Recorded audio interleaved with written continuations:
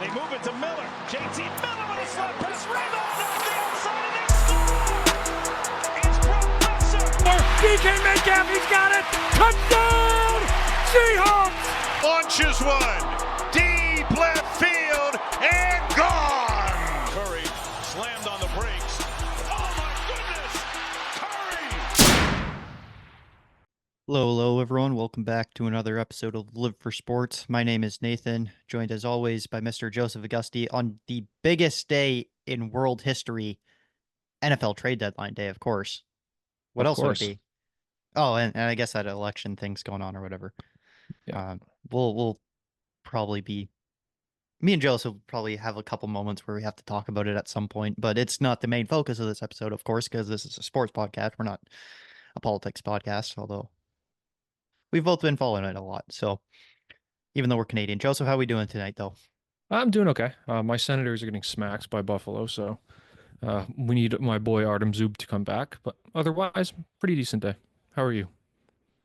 Yeah, just trying to track this election as best I can. Got the Canucks game coming up on half an hour-ish, so see how that goes. They're in Anaheim. You should beat Anaheim, right? Yeah, we'll see. Okay, today's episode, as promised, Four Nations roster prediction start. We're doing Finland first. Me and Joseph have each crafted a roster. I have no clue what his is yet. We'll see. I'm assuming it's going to mainly be the same. Like, I feel like Finland is pretty straightforward, but we'll see in a sec. And then we're going to go over to the MLB, where we will talk the World Series, recap that up now that the Dodgers are champions. Finally, they get over the hump, and they can probably beat the Mickey Mouse allegations.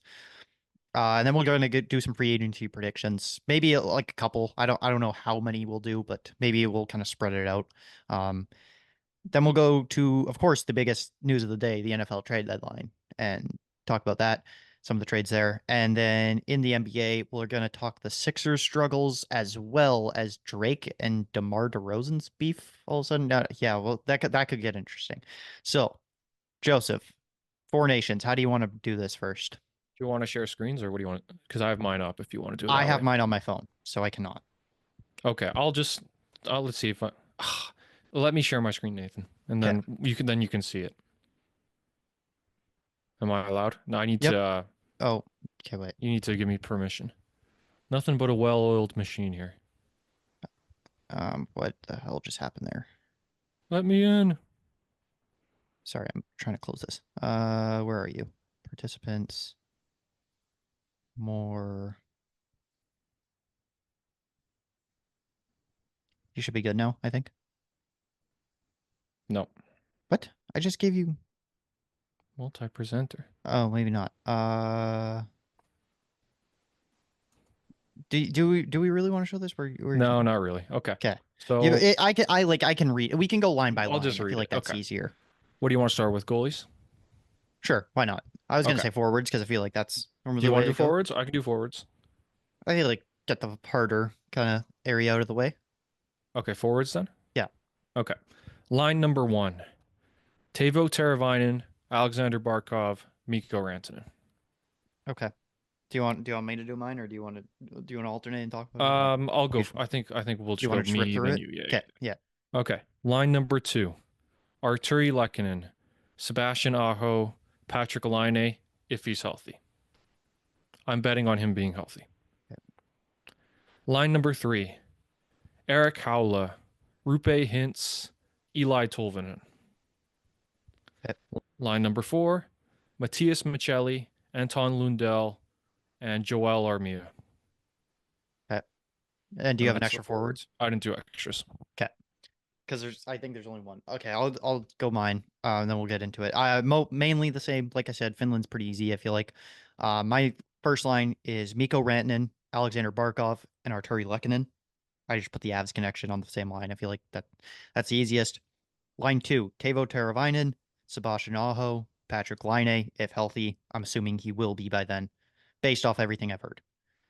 Line number 3, Eli Tolvanen, Rupe Hintz, Mikael Granlund. Okay. That's the first difference. Yep. Line number 4, Matthias Michelli, Anton Lundell, Eric Haula. And my extra forward is Jesperi Kotkaniemi. So, okay, you had Granlund for Armia. Otherwise, we're entirely Yes, the same. yes, And then some yes. line variations. Yep. Okay. If you want to, yeah. So like I said, I put Rantanen above I put Lehkonen above Teravainen on the first line just because the Avs connection. I feel like it just makes the most sense. Um, Plus, if I'm not mistaken, that Teravainen, Aho, and line played together in the World Juniors in 2016. It would have been. No, it was Puljujarvi, Oh, it's and Puyarvi. he's not Gotcha. making the team. Gotcha. Yeah. He's a No. he could make it as an extra forward. I could see it. Okay. We'll see. He's been better with Pittsburgh. Yeah. That so and then yeah, I put Granlund in. He sneaky good on the Sharks. I don't know. He kind of revived his career a little bit there because remember he got traded to Pittsburgh and he was Yeah. ass. But there's also no expectations. Yeah. Plus veteran presence. I think did you put Armia in just for like defensive purposes and kind of shut down? Essentially, penalty Yeah. kill. Yeah, that's kind of what I figured. He's been all right for Montreal. That's Tolvanen's a little sketch because I feel like he might be the guy to fall out if they choose to go that route, like penalty killing and stuff like that. But we both had him in, and then Kakiyemi was my extra forward because I think they'll probably just value a center a little bit more there, who can play both wing and center. I don't know. That's kind of where I went. That's fair. Yeah, Finland, they're probably the favorite to finish fourth. They probably have the weakest roster in my opinion. They're sneaky though. Well, of course they're good. There are no bad teams. It's just Mhm. their offensive depth. We all know how good Rupe Hintz is, but like my third line, Haula and Tolvanen, can they score against the USAs and the Canadas of the world where every defenseman is good? There are no dead weights on either of those teams. And then I like Matthias Michelli a lot and Anton Lundell, but can they provide the secondary scoring in limited ice time for Finland? And I don't know if they can. So I will say their center depth is disgusting. yeah, it's really good. I know every country is probably going to have really good center depth, but Barkov, Aho, Hintz, Lundell, and then you have like Kotkaniemi there as an extra. Can Holla play the center? Yeah, you can. Yeah, I want to say. It's good. It's really good. I'm kind of realizing in my team now I don't really have any right shot forwards other than line A. Who do I have? You have Rantanen's Armia. right shot. Rantanen's right shot. No, he's left shot. He's 100% left shot. I know this for a fact. You had Holla though, so he's a right shot. I know, or not Holla. Armia. Okay, you're right. He is a left shot. So I wonder if they want. Well, you know how I feel about handedness and how overrated it's become. On the wings, I don't think it matters that much. So. But considering all your you have one right shot out of 11 or 12, 13 forwards, right? Maybe a little bit of concern, but maybe. Nonetheless, defense. Okay. Defense. Top pairing. Miro Heiskanen and Rasmus Ristolainen. Second pair. Esa Lindell and Oli Mata. Third pair. Nico Mikkola and Henri Jokiharju. And no extra? I didn't do extras. Yeah, okay. Okay. Mine goes top pair Miro Heiskanen, Lindell. I'm blanking on Lindell's first name. Esa Lindell. Esa Lindell, yeah. Pair number 2, Juuso Välimäki and Ristolainen. And pair number 3, Mikko Mikkola and Henri Jokiharju. My extra defenseman is Oli Mata. Okay. There's about like 7 defensemen I think they can take. There's a case for an 8th, but in my opinion, it's a pretty clear-cut 7 they're going to take. Yeah, this is where they have their weakness. Their decors are particularly good. Like Heiskanen and Lindell are good. Everyone else is just average to below average.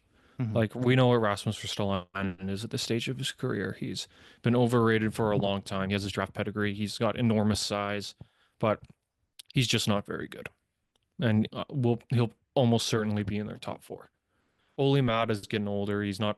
I guess he just got traded to Utah, so we'll see what kind of role he has there. But him in your top 4, not great. Henri Jokiharju's nothing special.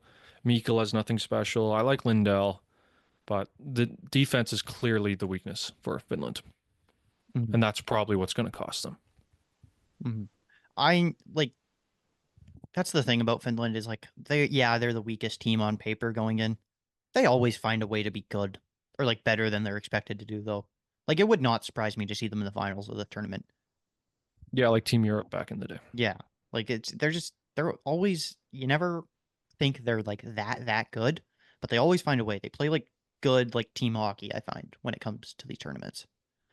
So we'll see in that. And then goalies, I'm pretty sure there's only three to choose from, really. Maybe Yeah. there's something. Well, there's No. four, I guess, to choose from, but you can. Yeah, okay, actually I might have something different than you here. Okay. Okay, I have Jussi Saros as number one, Mhm. obviously. Ukko-Pekka Luukkonen as the backup of your Buffalo Sabres. And number three, I have Kevin Lankinen of the Vancouver Canucks. Okay. Saros is great. We all know how good Saros is. He's the clear starter. If he plays poorly, they're sunk. Mhm. I have this. I just want to pull up something. One quick second. How do you spell his name? Ukko-Pekka Luukkonen. Pekka. Pekka Luukkonen, There it Luukkonen, is. Okay. Luukkonen. I just want to see. I'm just trying to check his stats quickly before this. Okay, yeah. My hunch was confirmed. So my number one is Jussi Saros. Easy choice. He's a starter. I have Lankinen playing his way into the backup spot on this team. And I have Interesting. UPL as the third. Just based off kind of these years' numbers. Like Pekka Luukkonen, not been that good this year. It's got a 316 and an 893 to start the year in 8 games. Not great. Whereas Lankinen, he's looked very well for the Canucks. I'm sure it's not going to hold, but I don't know. I think he might play his way. He's playing his way onto the number 2 spot on this team. Because going into the year, if you told me UPL backup, 100% I agree with you. But Lankinen to me is taking that spot from him right now. Okay.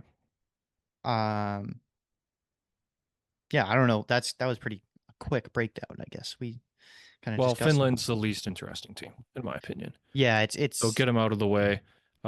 They could surprise like Team Europe did. They got a couple really good centers. They got some good wingers. They have 2 good defensemen and an elite goalie. So we'll see. If this was like a tournament where there was like the usual 7-8 teams, they'd be the clear favorite for a bronze medal, or maybe squeak their way into silver competition. I'd be shocked if they won the whole thing. Like I just cannot see it happening. Like it would have to be a Canada goaltending implosion or United States they can't score for whatever reason. I don't think that's going to happen. I think the states would be they can't kill penalties, like their Maybe. special like or something like that. They I got don't know. Slavin, so I don't know. So, and Sweden, maybe their goaltending fizzles because I know Markstrom hasn't been that good this year. Well, So, Sweden we'll see. Sweden always chokes in gold medal games Yeah, too, though. they So. never win anything. They're kind of always the bridesmaid. Yeah. Okay. Wraps up that topic, even though it was quick. To the MLB and the World Series. It ended like we thought. You said it was going to be Dodgers in 5. It did end up being Dodgers in 5. Freddie Freeman, World Series MVP. Oh right, I did say I had some takes for this. Okay. Is Shohei Ohtani the greatest baseball player of all time already? No, Okay. but he's on track to be. I think there's a claim for him to be there already. And that's crazy to say, I know, because he's played since what, 2019? 2018? 17. Really? Has it I been think that long? he's been around, it's 17 or 18. It's I'll not pull it up 19. right You know what? I think it's 18 now that I think about it. now. Yeah, it's 18. It's 18. It's 18. Yeah. It's 1,000% 18. Career 2018, yes. But I don't know. It's crazy to say because he's played 7 years in the majors and he's just dominated like basically every year, other than maybe I forget what was the shit year he had. Was it the bubble 2020? Yes, he was terrible. Yeah. He couldn't pitch then. He was coming off Tommy John. I remember that. What deja vu? But he couldn't hit at the time. Yeah. I think he tweaked his stance the next season. And that's where he exploded. Yeah. 46 home runs. He might be the greatest baseball player of all time. And it's just weird to say because, like, it's honestly like, what more does he need to do? World Series also, MVP, I guess, but like he was playing hurt. No, I don't believe in World Series MVPs as like indicative. Like, I just don't believe in it personally. Because then Bill Russell's the greatest player ever. Okay. And also, like MLB is weird because there isn't really a definitive best player ever. Hockey, you have Gretzky. If you're basketball, depending on what side you're on, it's Jordan or LeBron. Um, Football, it's Tom Brady, in my opinion. Mahomes trying to catch up to him, but yeah. Well, we're a while away from that conversation. But baseball, it's either Babe Ruth, who played 100 years ago, or Mickey Mantle, who played 50 years ago. If you don't care about steroids, you can say it's Barry Bonds, but I care about steroids, so I will never say Barry Bonds. It's hard to say, really. Or maybe go Hank Aaron, but that was, again, a long time ago, and he wasn't much of a defensive player. So, I don't know. But then again, Otani plays zero defense. So what But then he matters to you? pitches elite numbers. I That's know, the problem. but yeah. So if he continues this trajectory, yes, because he's already got a ring. Yeah. How many more years do you think he needs to play at this level? And let's say, yeah, I'll ask. Let's say how many more years does he need to play to be considered the GOAT? What is he, 29? I want to say. He If he can, is let's 30 say he years old. continues. Okay, let's say he continues 40-40 offensively, 40 homers, 40 steals, or 40-30, and let's say he pitches a 3.5 ERA, which I think all of that is reasonable. Okay, yeah. I'd say 3 or 4 years, and he's there. Okay. And how Maybe many 5. rings? How many rings do you think he needs in 3. this scenario? 3. You think he needs There's all 3 rings? Okay, not 3 more rings, 3 rings in total. gotcha. And really, in the future, because of the way his contract's set up, there's not really any excuse for the Dodgers not to perennially contend. Oh, they will. They always Yeah, do. But there's no excuses. then there's no excuses for them to not win every year. I think Yeah, that's more the- essentially. I like that's the thing. That's why I'm thinking like he already is. Like there's just no clear GOAT in baseball. Like I think it's Babe Ruth right now, but like he played 100 years ago. How can you say a guy that played in a whole different era like is the GOAT? And I know probably like what 100 years from now, people are gonna be like, "Oh, Shohei's not the GOAT. He played in this era. It sucked or whatever." Okay, I guess I see your point, but like, We might all be dead in 100 years. yeah, that The world well, might have exploded. Well, we definitely will. We're gonna be, unless we live to 100, Yeah. mid 120s or whatever. Probably not. But who knows? Will baseball even be around in 100 years? You never know. Okay, yeah, that's why I'm kind of thinking he might be the GOAT already, though. It's just there's no clear. There's an argument. There's no clear clearly an answer. argument. Yeah, baseball's weird like that. And you have to be a hitter to be in the GOAT conversation, which is kind of weird. I don't think there's a pitcher in the GOAT conversation. I wouldn't put Randy Johnson there. Or Roger Clemens. He was roided up the whole time. And he's a shitty person. Nolan Ryan is like the only I can think of. No, it has to be a Kovacs, hitter. maybe. I don't know. Marco Estrada, I don't know. Ricky Romero. Sam Gaviglio. Without a doubt, from the series, first ballot Hall of Famer now, for sure. Mookie Betts. Oh yeah, I think he was there already. Probably was, but With his second. it's now a slam dunk. Him and Freddie. Freddie, I think, is now 100% first ballot Hall of Famer. Anyone else on that team? Kershaw. Otani, obviously. Kershaw. If Walker Buehler's gonna have to stay healthy. Yeah, he hasn't been good for a little bit. He was good in the playoffs again, but yeah. Like who else? They don't really have any good bullpen guys. Like Trinan is their best arm. Yeah, he's not. Not a Hall of Famer. No. Good career, but not Muncy would have to go crazy the next 5 years, and that's not going to happen. So yeah, they have a couple Hall of Famers on their team. Makes Boston look terrible for giving up. We're not giving up, but refusing to pay Mookie Betts because that trade just went horrendously for them. Because it was like Verdugo, who was okay at best, and now he's a Yankee. Jeter Downs, who was a bust, and that was it basically. Don't forget they threw in David Price contract too. Yeah, but David Price actually turned out to be good a little bit for a year or two. And they paid a lot of his salary, if I'm not mistaken. Yeah. Boston. So horrible trade. One of the worst of all time. I want to talk about the Yankees side a little bit. That game 5 was that collapse, let's call it, in the 5th inning. It was funny. I've heard a lot of people saying it's just like, oh, the Yankees don't know fundamentals. Like they're just all show, no fundamentals kind of thing. I mean, like Judge drops a pretty routine fly ball. Do you know why he dropped it? Why did he drop it? Are you aware of the YouTube channel John Boy Media? Yes. He did a breakdown and he synced it up really cool with different angles. Okay. At the last possible millisecond, Judge checks first base to see if he has a chance to double off the runner. I can't remember who it was. At the last second, he takes his eye off the ball. Just like Dennis Leary says to Scotty Smalls in The Sandlot, got to keep your eye on the ball. And he didn't. And it clanked because he took his eye off the ball, which in that situation is inexcusable. Mm-hmm. Also, why is he in center field? He has always been playing center field. He played right field for years. He transitioned. Like Get a proper center fielder. Before Soto got there, he transitioned. I know, but get a proper center fielder, just to less wear and tear on the body. Mm-hmm. Get Mike Trout. Well, if Juan Soto leaves, maybe, but and then I'm trying to. You had the what's his name, Volpe. Volpe try and throw it to third to Chisholm. It's the right decision. Yeah, not a horrible play. It's just like, but the problem is you have Jazz Chisholm playing third base when he's not a third baseman. Well, not even that. The throw was shit. He spiked it. Why would you spike it? He didn't have a ton of time, but he had enough time to do a proper throw. You get the force, 2 outs, double plays in order, right? And he screwed it up because he's a rookie and he's not even very good defensively. Volpe. And then finally, the nail in the coffin. Rizzo. Routine ground ball to first base. I believe this with 2 outs. Yes, it would have been over. Yeah. And Garrett Cole doesn't run to first base. He stops like about halfway, thinking Rizzo was going to go to the base. It's on both of them. I forget who was up to bat here.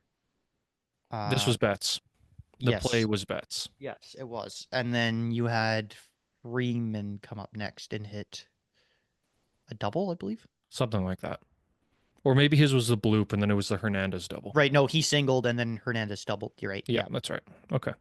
Yeah, that's the Rizzo Cole play. It's on both of them. Rizzo cannot under any circumstances assume that Cole is going to be there because Garrett Cole, he's not Jose Barrios. He's not he's not an athletic guy, and that's fine. You pay him for his fastball, not for his legs. Rizzo is old too, but in that situation, you cannot assume under any circumstance that Cole's going to be there. Cole has to at least jog to show that Rizzo's got to know who's pitching. It's not Marcus Stroman, Gold Glove winner. They both have to make an effort, and if it's bang bang, well, damn, at least you tried. They didn't even put themselves in a position to succeed there, and that's terrible, in my opinion. I've heard a lot of people bashing Rizzo in this situation because he's like, oh, you didn't charge the ball. This ball had weird spin on it. I don't blame him for not charging as hard as it was, because I would have feared a weird little kick or something, because it was Betts who swung it right-handed, comes off the bat weird. It was spinning weird. I'll give him that. Yes, he should have probably charged it a little harder, but I can see why he didn't. This is about 90% on Garrett Cole, though, in my opinion. It is like, as a former baseball player, don't really play much anymore. As a pitcher, Joseph, you were aware of the term PFP? No, I don't think so. Pitcher fielding practice. It is basically the coach is at home plate, hits a ground ball to first base, and the entire team is yelling at every ground ball, get over, get over, get over. Every single time you get over. And that you yell this too. And I'm pretty sure you hear the catcher in the clip in the game yell, get over. I'm almost 100% certain I heard someone yell it. Garrett Cole does not get over. This is like just routine baseball as a pitcher. This is just force of habit. You even on a ground ball to the second baseman, you get over. You start running at least a little bit. Any ball to the right side, you run over. Why does he just stop? I don't get it. He starts to, and then he just stops for whatever reason. No, you have to at least like make it look like you're getting to the bag. He just and he doesn't even run to the bag. He runs like halfway up the line. I'm like, what are you doing? This is 100% Garrett Cole's fault. I'm sorry. Like 90%. No, I said not 100%. 90%. Yes, Rizzo should have charged the ball more, but Garrett Cole, charge the fucking, or get to the fucking bag. I'm sorry. Like, it's, and I know too, spring training, whatever, in the regular season, they practice this shit too. I know they do. This Yeah. is just routine baseball, fundamentals. Didn't do it. You lose the World Series because of it, because you blow it up. Yeah, I mean, you cannot leave it to chance in that situation. Your defense has already let you down. Cole's was what, like 90 something pitches in at that point. It just reminds me of my favorite game in history of the Texas Rangers and Elvis Andrews screwing everything up on routine plays. Judge, that's routine. Volpe, semi-routine. A play that should be made, probably. And then Rizzo and Cole, if they do their jobs, that's a play that should be made. You're out of the inning, and it's like 5-3 at worst. So, not good. Not good. Mm-hmm. And now Yankee fans are all crying, which is kind of funny. That leads, well, let's go into some free agency talk now. Let's start with Garrett Cole, because he opts in, or so he opts out, but he signs the same deal just without the extra year. Yeah. Weird, So he's, but yeah. So 4-year, 144, I think it was. yes. Yes. Thoughts? It's fine. I mean, he's one of the best pitchers in the game. He's worth the money. It wasn't his fault entirely they lost. I mean, you could say the last play was his fault, but if Judge and Volpe do their jobs, you're not screwed. And the fact of the matter was they were down 3-0 in the series. So they weren't coming back in any way, shape. 3-1 at I that know, point. but at one point in the series it was 3-0. Well, And unless it's 2004, that's really hard to get out of. And his team didn't show up. Judge had a horrible series until the very end. Stanton is great hitter, but he's a DH and he can't run. Like he's Kendrys Morales at this point in his career. And Soto's a free agent. So, I mean, good for the Yankees for getting Cole locked up. We all know they have the money for it. So, good deal for both sides. They needed to keep him. We'll see if they keep Stroman. I think it's a little bit of an overpay. Like Cole regressed this year a little bit. I wouldn't call him the best pitcher in the league anymore, in my opinion. He did regress. His velo climbed down like pretty drastically, I think, by like 5 kilometers or 5 miles per hour, I want to say. Like his fastball was like 93, 94 now, and I remember when that was like 98, 99 last year. So it's a little bit concerning there. I still think he's going to be a great pitcher. I'm a little worried, but it makes sense. You can't lose him too. That's another thing at the Yankees. You just can't. To Juan Soto now. I think Juan Soto is leaving. Me too. I think if Juan Soto was going to stay a Yankee, there would be something done already. And I know I probably said this with like Judge. Sure, I agree with that. But you're not sure you agree? No, I think he wants to see what the market's looking like. But okay. I think he's gone. I think he was going to test no matter what. Okay. He's a Scott Boras client. That's how he rolls. Yeah, that's fair. I just found what he said after Game 5 pretty glaring. He's like, "Oh, I'm open to all 30 teams." Like blah blah blah. Like what? You just lost a word. Like I know you're gonna be a free agent, but seems like I think he likes New York. I think I have a little bit of theory to this. I don't think he wants to be in Judge's shadow. I think he wants to be face of his own team. Maybe. Well, yeah, he left the Padres too. Mm-hmm. He wasn't the face of the team there either. Maybe. So where does he go then? That's why I think he goes cross down to the Mets. Because I think Lindor's the face. No, I would call Soto. If they get Soto is the face. Don't agree. Okay. Yeah, I know you're a Lindor lover, but no, I'm not even because I'm a Lindor lover. The fans love Lindor.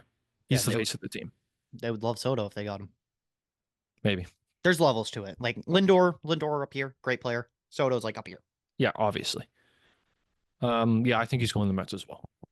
I think they're gonna absolutely break the bank. Yeah. No, he will not be going to the Blue Jays. No, I'm not even starting. Yeah, I'm not even entertaining it. I fell for it last year because of stupid John Morosi and all of those dumbass wannabe bloggers. I'm not doing it this time. They're not getting anybody. Sneaky underrated team I could see putting in a really good offer and actually potentially winning, San Francisco. They're always linked to big free agents, and that's a team he will undoubtedly be the face of if that's what he wants. Does he want to play on the West Coast? I'm not sure because he was in San Diego and he's already left San Diego. And then you have to play in the Dodgers division, and yeah, there's a chance he goes to the Dodgers too. I hate to say it, but That would suck.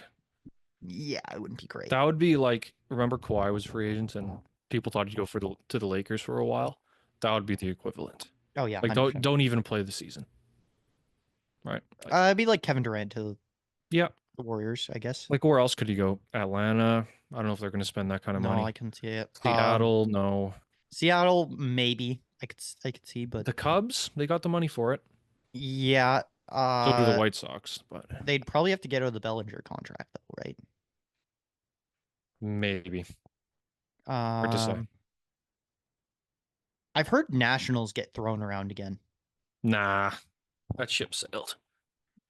but I cannot imagine them doing that at all. yeah, so we'll see. Although it would be funny. I'm trying to think who else has been mentioned. The Los Angeles Angels, ha ha ha ha.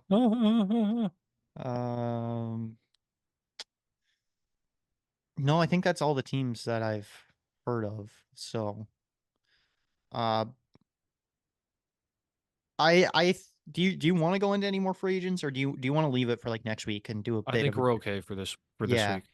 I MLB got offseason sucks. yeah, it's slow. That's why I'm kind of thinking we can push it back a week because I don't really think there's going to be any big free agent signings in a week. Maybe one, if anything. But I already got a couple predictions on where I think people will go and stuff. So, we'll see. But I'll leave them for next week. We can touch on it then. Give us some more content then. Let's go to the NFL trade deadline because that was today. Of course, the biggest thing of the day. I'm trying to pull up the trade tracker from today. Lattimore. Yeah, that was a big one. I'm probably just going to do the biggest deals. Deontay Johnson was last week, so November 5th is when we need. Okay, so start off the day. I didn't even see this really when I woke up, but I went on Twitter I think I saw it. I didn't even see a notification. I don't know how I saw it. I think I saw it through my group chat. I'm like, what? What are we talking about? Zadarius Smith to the Detroit Lions. They get their edge rusher. The Lions get Zadarius Smith and a 2026 seventh round pick and the Browns get a 2025 fifth and a 2026 sixth. Okay. Your thoughts? Well, Detroit needed an edge rusher with Hutchinson being out, so the rich get richer. It makes a lot of sense. Yeah. I didn't really think Zadarius Smith was going to be an option for them, to be honest, but here we are. It's weird because it's now his third NFC North team because he started with the Packers, I believe, then he went to the Vikings, and now he's on the Lions. Yeah, that's right. Yeah, so it's a little weird. Go to the Bears next, please. We want to see the gauntlet, the Infinity That'd be Gauntlet. kind of funny. Next trade, Khalil Herbert to the Bengals, pretty minor. The Bears get a 2025 seventh. Makes sense in perspective because Zach Moss has a neck injury and I believe is likely to miss the year. At least he's on IR. I know that for sure. So it makes sense for the Bengals' perspective to go get a backup because it's really just Chase Brown and Zach Moss there. So pretty minor, but this next one, okay, hold on. Jonathan Mingo to the Cowboys and a 2025 seventh for a fourth round pick. Jerry Jones, what the fuck are you doing? This is so stupid. Look at all the wide receiver trades that got made. Deontay Johnson and a sixth for a fifth. DeAndre Hopkins for a conditional fifth. Amari Cooper and a sixth for a third and a seventh. And then Adams for a conditional third. Why is Jonathan Mingo, who I believe has not even been getting snaps, really, offensive snaps in Carolina, worth a fourth round pick? Because Jerry Jones is a senile old man. who's Like, lost his mind and wasn't even good in the first place. it makes somewhat sense getting a receiver, but like, why? Not Like, really. They're if you're done. Dak's out. They're done. Their season's over. well, yeah, but What, Cooper Rush going to lead them to the promised land? no, CD Lamb will if he's not No, hurt as well because he's he's hurt got a as well. shoulder. So He might play this. it's done. They're done. They're done. Best hope for Dallas fans is that Jerry croaks in the offseason. I could see like do this trade for do like Mingo in a 7th for like a 6th or a 7th. Do like a pick swap, that kind of Yeah. Mingo, Yeah. but or I just said Mingo. Do like that kind of pick swap because that makes more sense. But why for a 4th? It baffles me. Next to the probably biggest deal of the day, Marshawn Lattimore to the Washington Commanders along with a 2025 5th. In exchange, the Saints get 3 picks in 2025, a 3rd, 4th, and 6th rounder. Saints start the rebuild. Yeah, they're done. Time to close the book on Derek Carr being anything more than just aggressively mid. Because we all know what Michael Thomas has to say. That's another thing that's baffling. Also, I guess big Michael news. Thomas, I mean, throwing stones from glass houses. Like, you couldn't stay healthy either, my guy. Like, you haven't been good in 5 years. And you don't even have a team. Michael Thomas blames Derek Carr for that.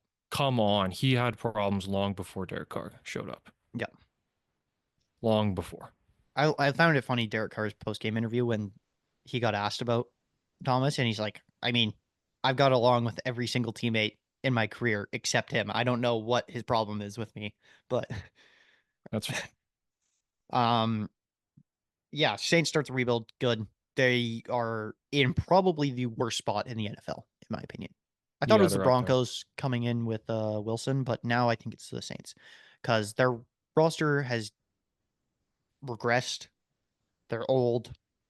And I hope, and I don't know if you realize, they're like $90 million over the cap for next year. I know. I was reading that today. Yeah. That's kind of funny. It's not good. So get good on getting the assets that you can. Probably just cut the other assets that you can't move, I would say. Eat the money. Get a couple of high draft picks.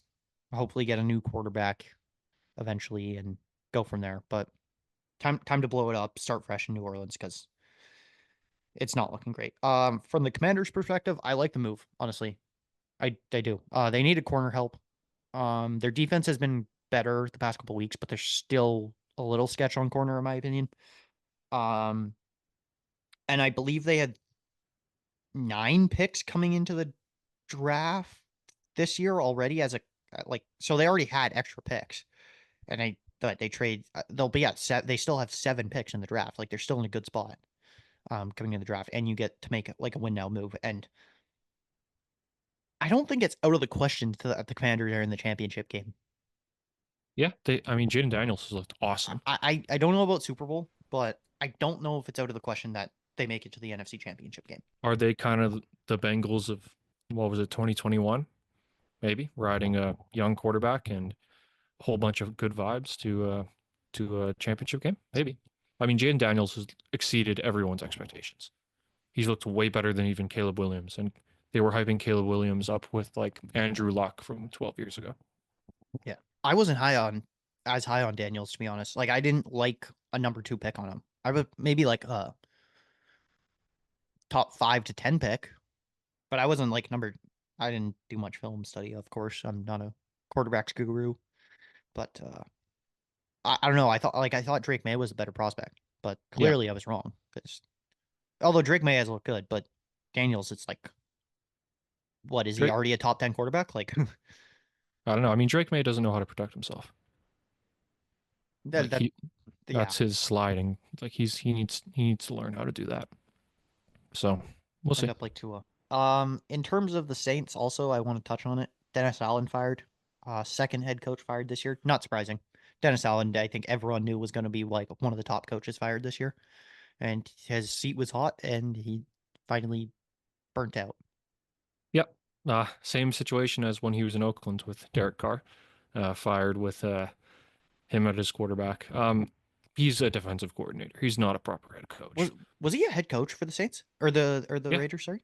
Yeah. Oh, I did not know that. He had 3 or 4 years at the beginning of Derek Carr's career. Was that really? Yeah. It was after Jack Del Rio was fired, I want to say. Well, I think it was early to mid 2010s. Yeah, he's not a real head coach. He's a defensive coordinator. Some people can be really good coordinators, but they can't be head coaches. Dennis Allen's one of those. So, Oh, big time failure. 2012 to 2014. Yeah. In New Orleans, nothing went right for them. Nothing's gone right for them really in like 15 years. So, full scale rebuild, even though they have negative $1 million cap space and no real hope for the future. I mean, who's like the next big quarterback? And don't give me Shadir Sanders. Like, is there even one in this class? It's Shadir Sanders in this class. He's not even. Is he even good? If his name was Nathan Maley, would he be number No, one pick? he's good. Okay, He's we'll see. he's just got that appeal of dual threat. That's his game. He can do both. Yeah. Is he a first overall like generational talent for first round pick? No, definitely. Is he a Goff? I don't think he's going first overall. I know, but is he a Jared? Oh, you don't think Sanders is going first overall? Is he a Josh Allen? It's tough. Depends on who gets the pick. Actually, I think there's an edge rusher this year that everyone likes. Don't quote me on that, but let me like try and pull up a mock draft quick. But I believe he won't go first. Maybe it depends. Yeah, I don't know. Travis Hunter has a really good shot at going number 1 too, to be honest. Okay. So we'll see. There's lots of time to be thinking about that. Lots of time. Let me pull up. Why is this not pulling up any mock draft? I like searched up Tankathon. Let's pull up Tankathon. That's trust. So they have Travis Hunter going 1. They have Will Johnson going 2, cornerback out of Michigan. He's actually really good, I know. Mason Graham, defensive line out of Michigan, going 3. They have a wide receiver out of Arizona going 4, Tataroa McMillan. I don't know if I'm saying that right. And then they have Shadir Sanders at 5, Cameron Ward at 6. Hot Cam Ward. Also quarterback out of Miami. He's actually good. And then Quinn. Yeah, I've heard a lot about him recently. I'm curious to see where Genty goes in the draft this year. I don't know if you've heard of the Ashton Genty. No, I have not. He is. It's like him and Hunter for Heisman right now. I'll pull up his stats and I'll read them to you. They are fucked. He's carrying Boise State to the playoffs right now. Genty, okay. So first game of the year, puts up 20 rush attempts for 267 yards and 6 touchdowns. Wow. Second game, 25 rush attempts, 192 yards, 3 touchdowns. Then he puts up 11 rush attempts for 127 yards, no touchdowns, no receptions. So that was like his weakest game. Then he had a weaker one. Then he goes 26 for 259 with 4 touchdowns, adds in a catch for 7 yards, goes 13 for 186 and 3 touchdowns, goes 31 for 217 and a touchdown, adds in 3 catches for 20 yards and another touchdown. Then he goes 33 for 128 with a touchdown, 3 receptions, 11 yards. And then he goes 31 for 149, 2 touchdowns, 2 receptions, 31 yards. Basically, and it's not just the stats. You got to see this guy's film. He breaks everybody trying to tackle him. It's absurd. There's touchdown runs where he'll break like 3 tackles off guys. It doesn't make sense. Yeah. But yeah, it's like him or Hunter for Heisman right now. Okay.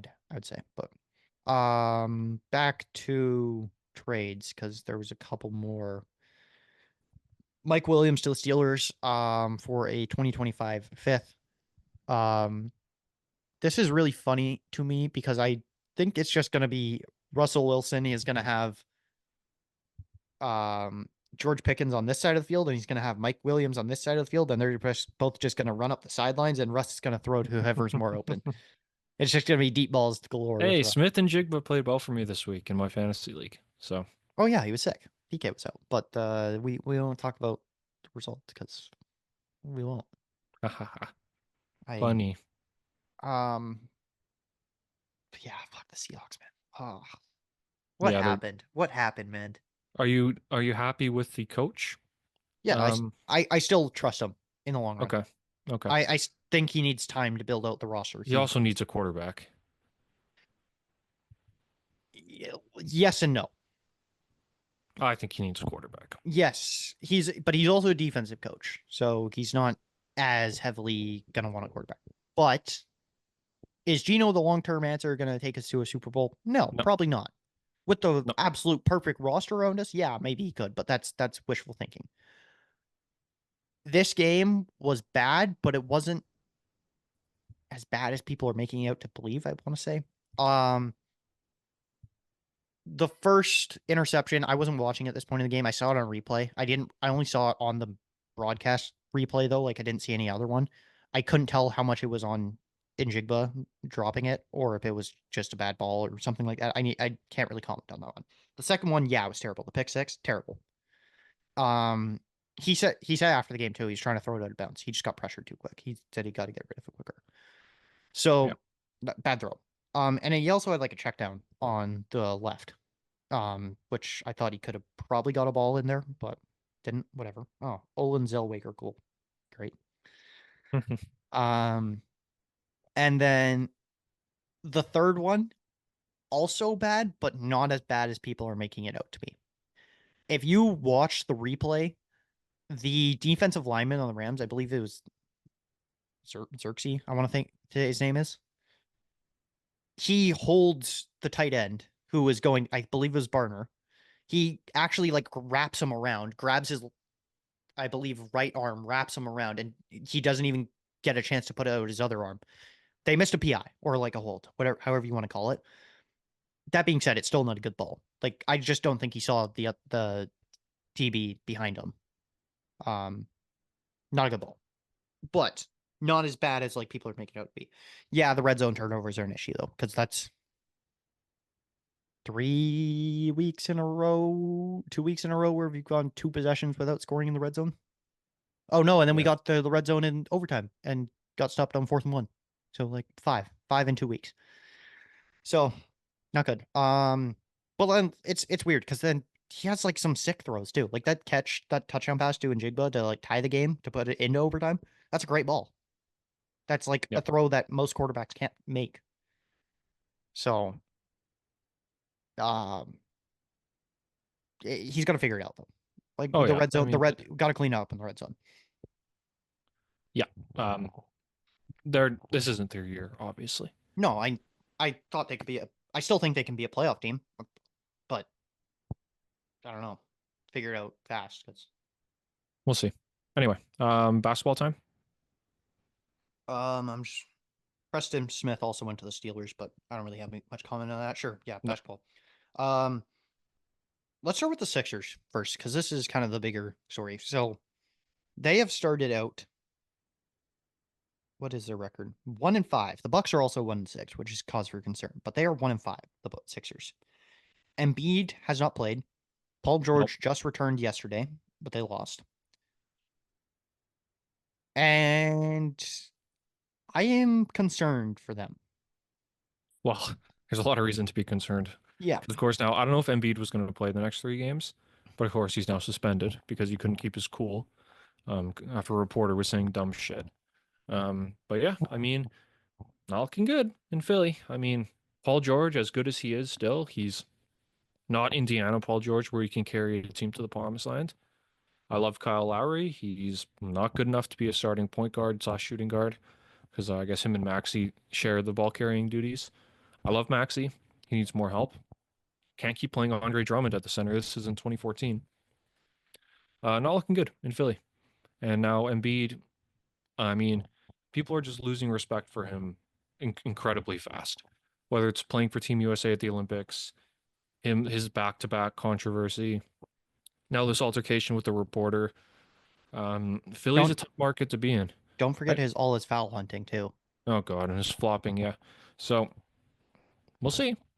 I mean, I wonder how bad it has to get for him to request a move out because it's just getting worse and worse year after year with him and his complaining. And Nick Nurse is a demanding coach. You play a lot of minutes under him, not as much as like the Thibodeaus of the world, but big minutes under Nick Nurse, and Embiid can't play big minutes. How much At all. trade value does Embiid even have? in a Tons. Trade, If he's healthy, he has tons. but he's never healthy. That's I know. the thing. That's the problem. Like you're getting probably 50 games a year out of him at best at this point, I would say. Yeah, 50 to 60. I mean, you can't play back-to-backs. You have to keep him out so he's healthy for the playoffs. Pray that he's healthy before the playoffs. I don't think outside of like 2019 or maybe another year he's ever survived the playoffs fully healthy because he's either sick or he has his facial shit or it's his ankle or it's his knee or it's his hip. He just can't stay healthy, and then he whines and bitches and moans about it the whole time. And Paul George can't carry a team anymore. We saw that last year with Los Angeles. I'm like, does Embiid even get like 3? I don't think he gets like 3 first-round picks, to be honest. I would say maybe Hard 2. to say. Like it's really tough to gauge what a trade would be for him. I'm trying to even think teams who would be interested in a trade from, like maybe Phoenix, if they could somehow manage that No, money. God. Him and Durant on the same team, can you imagine? They do desperately need a Lord. center, though. Not Nurkic? Not Nurkic isn't the answer. Doesn't need to be the answer. He just has to be good enough. Nurkic I isn't think. the answer to be good enough. Hmm.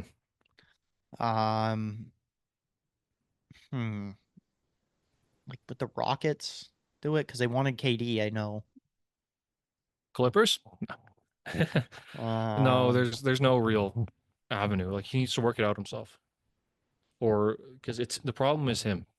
The problem isn't the media. It's not the coach. It's not his teammates.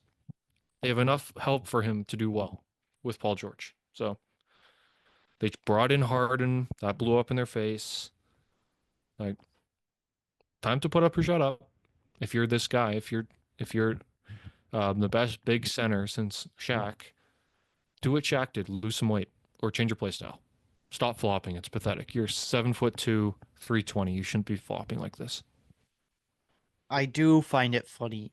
Well, not funny. I do want to talk a bit about the reporter incident too. For like people who don't know, there was an article put out by a Philly reporter. Basically, I think it was like questioning why he doesn't play and stuff, and it's his out of shapeness coming into years. And he basically attributed it to his dead brother, I believe. Yeah. And like his dad or something who's also dead, like something like that. You probably have better. I'm guessing on this. I know it's something to do with the dead brother and stuff, though. I think it's the brother. I think it had some other. Was it a child too? Like, No, I don't think there's a child. If you criticize someone's dead child, straight to hell. I'm trying to think who else. Like, I think it was just the brother. And like, why aren't you playing? And then he brought up the back-to-backs, and I think that set him off. yeah, there was something. I think there was 2 family members though. Hard to say, but I do think it was the brother. That was the catalyst. I'm just trying to pull up this Bleacher Report article. To see. Yeah, he was just whining about it constantly. So that's him. He's It kind mentioned of no, it did mention his son too, but not dead son, obviously. Okay. But late brother. Okay. The article said Joel Embiid constantly points to the birth of his son Arthur as the major inflection point in his basketball career. He often says that he wants to leave a legacy for the boy named after his little brother, who tragically died in an automobile accident when Embiid was in his first year as a Sixer. Well, in order to be great at your job, you have to show up for work. Embiid has been great at just the opposite. What horrible phrasing. My God. Yeah. So yeah, he deserved a retaliation. Shouldn't hit somebody, but well, he didn't hit someone. He just shoved him. Shoved him. I know, but you can't. You do that, you're asking for to be suspended. Like I think it's in your contract. You can't physically touch any member of the media if you're upset.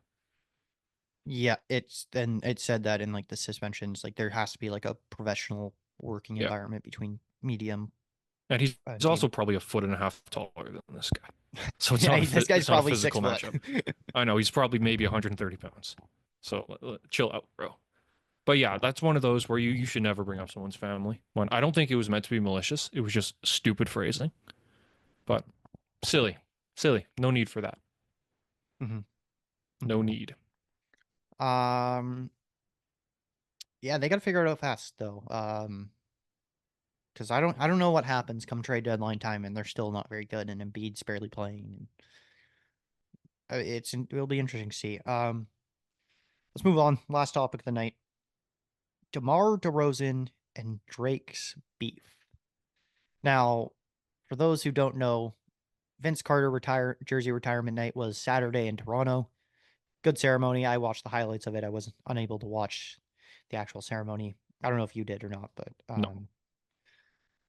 but Drake was in attendance because he's their global ambassador. And then Drake went on the broadcast, I believe in the fourth quarter, and they were talking about the banner.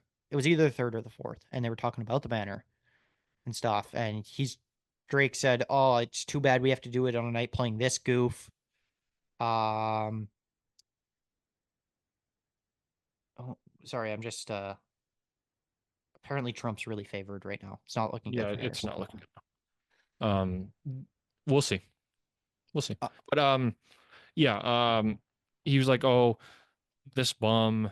If they retire his number, I'll climb up there and I'll tear it down myself," which is a crazy thing to say when you're like technically an employee of a team and one without any power. So, kind of crazy for him to say that, especially in a moment where his PR isn't very good. Yeah. And the reason he was saying this, because him and DeRozan, I think, were boys They before. were. They filmed commercials before. They were friends, Yeah. which And is going to lead right, into my they point in a minute. the more I say it, the less I like it. Yeah, something like that. You know that clip, that skit I'm talking about? Sort of. Um, But they were but friends. yeah, and then DeMar appeared in Kendrick Lamar's "Not Like Us" music video, which is a diss track at Drake for those uncultured folks out there. It's not just a diss track. It's more than a diss track. It's a character assassination. Yeah. This So isn't your average diss track. so Drake is now pissed off at him and attacked him like that. Joseph, you texted me this. You're in the defense of Drake in this. Yeah. I'm actually in the defense of DeMar on this one. Weirdly Okay. enough, even though I'm a Drake fan. I'm not fully in the Drake camp. Yeah. There's a few important factors to realize. Remember, DeMar DeRozan is from Compton. That's where Kendrick Lamar's from. South Central LA. So they probably have known associates or whatever. So they were probably friends before Drake and DeMar were friends. So if this was your average diss track and he showed up with Kendrick Lamar or let's just say it's Future or some shit like that or J. Cole, it's not a big deal. The issue is Drake and DeMar were friends. That's one. Friendships can end, so their friendship's obviously over. Kendrick Lamar called Drake a pedophile in this song multiple times. And he played that song like 17 times in one night on his show. And DeMar showed up and he dapped him up 17 times. And they played the song and they were dancing to it. And then he is called a pedophile 1,000 times without any real tangible proof. It's just like, oh, Drake's a little weird about Millie Bobby Brown, which of course he is. But I think Drake is just a weirdo in general.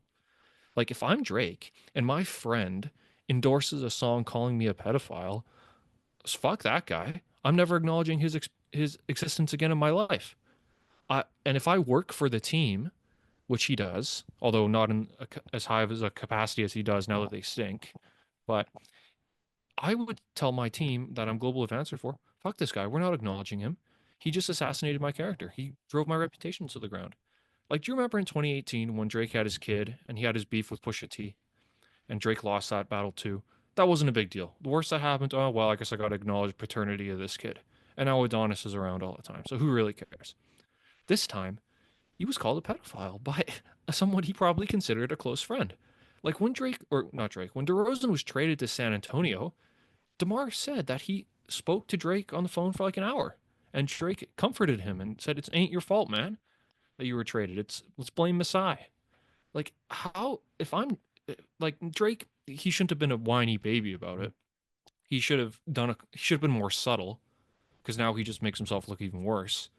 But yeah, he's got every right to be pissed off. You call me a pedophile, I'm never acknowledging your existence. You're dead to me, right? Like that's weak by DeRozan. Well, not weak by DeRozan. He can do whatever he wants. He obviously knows Kendrick Lamar, but and then DeRozan says, "Oh, he's gonna have a long way up to climb." I mean, which brings me to my next point. I wouldn't even retire DeMar's number. I don't think. And now I was talking to our friend Kevin about this the other day. My argument was DeMar DeRozan accomplished nothing in Toronto.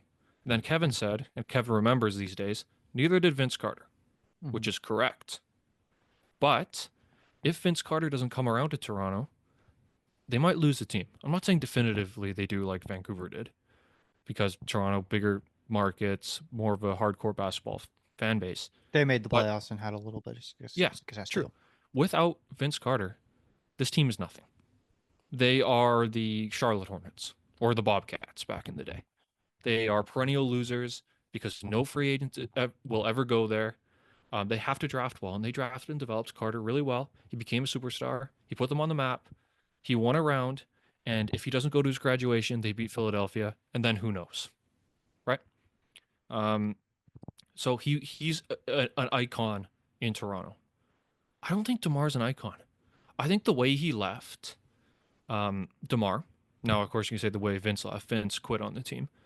We can have an argument whether or not he should have been retired. I think he should have. I think enough time has passed. But DeMar, remember, what's DeMar's last memory as a Raptor? Do you remember it, Nathan? Getting ejected. Yeah, getting fouled out in Game 4 of a series where they were utterly humiliated by LeBron James. That's the last memory. He wasn't there. At least Vince kind of went down swinging. DeMar folded each and every time in the playoffs in a humiliating fashion. It's not like they lost to LeBron in 7 games every time. They won it, or they lost in 6 in 2016, and then sweep. They rolled over and died each and every time. DeMar has no individual accolades. They won no championships, and he bitched and moaned for 3 years about being traded afterwards. Because remember, it was a long time before him and Masai sorted their stuff out. Like, we had to hear DeMar saying, "Oh, I got backstabbed. I was a sacrificial lamb." I mean, they won the second you left, DeMar. So clearly you were part of the problem. So this is a long way of saying that I think Drake is right to be angry at DeMar. I think he articulated himself poorly. And I think that there's probably a 30% chance DeMar gets his number retired, which I think has decreased in the past couple of years. We all know it's going to be Lowry. I think Siakam's 40-60. And then after that, I don't think there's really any other contenders in the near future. I don't think Kawhi is getting retired. I think DeRozan deserves it to be more than Siakam, in my opinion. Well, yeah. I can see why you're saying Siakam might have the better chance because he was on the championship team, but DeMar's legacy is better in Toronto, in my opinion. Yeah, maybe. I mean, Pascal won an individual award. DeMar never won any awards. I mean, he made all NBA teams and stuff. I think he was all NBA second team one year. I know, but that's not. He didn't win an MVP. He didn't win it most improved. He was never going to win a defensive player of the year. And he folded in the playoffs each and every time. So that's my take on it. In terms of what was I gonna say? The beef. You kind of swayed me a little bit in this, I will say.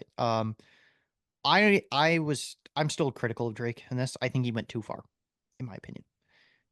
The comment of him saying like, "Oh yeah, what a great night. Too bad we have to do it playing this goof or whatever."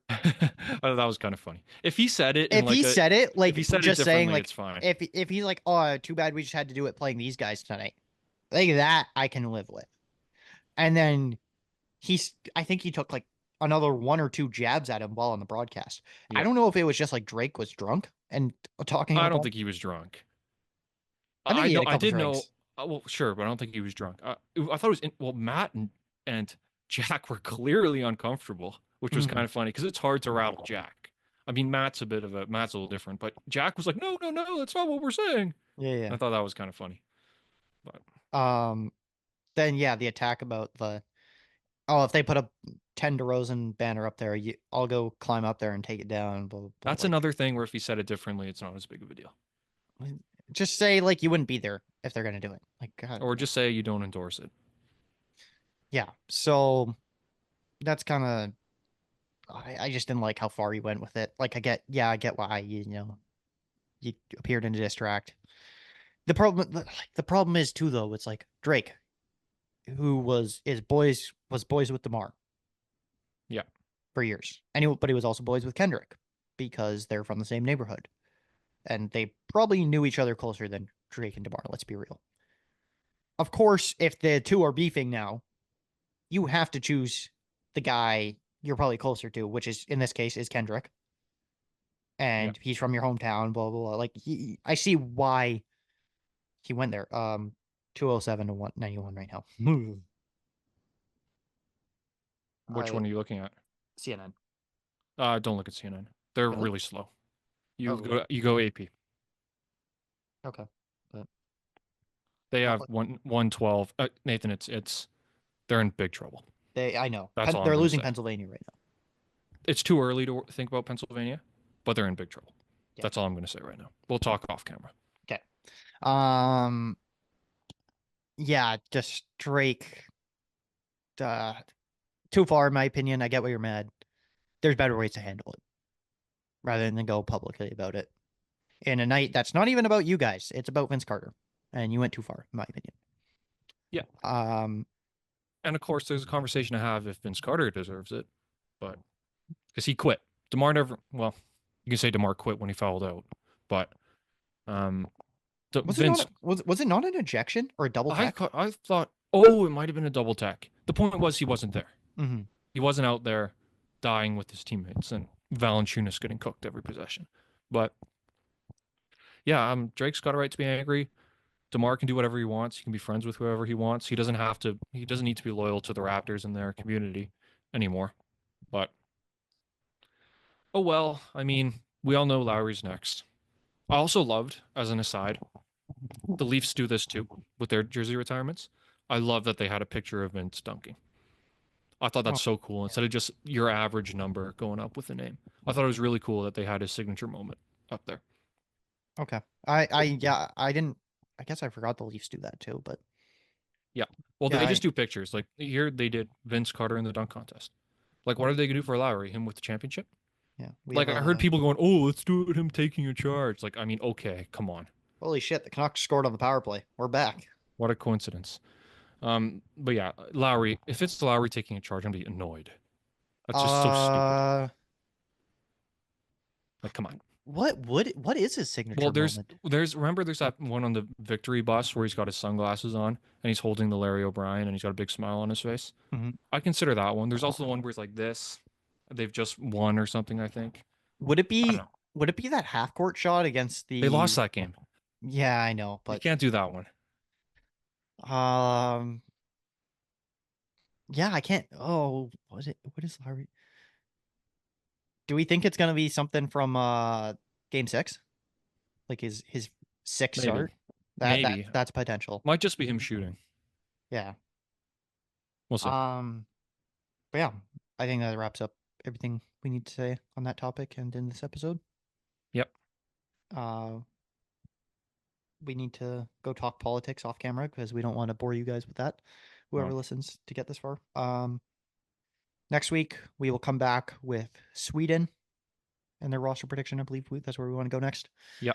Follow it up with week 10 breakdown, I guess, because maybe a free agent or two will be signed by then. For MLB. We'll start with some predictions on that and where we think some top guys are going to land. And in the NBA, NBA Cup starts next week. I know you love that, Joseph. No, I hate that. I hate that. I was joking. But we'll probably figure out something to talk about there. But you got this far. Thanks for listening. And we will catch you in the next episode. Peace out. Bye.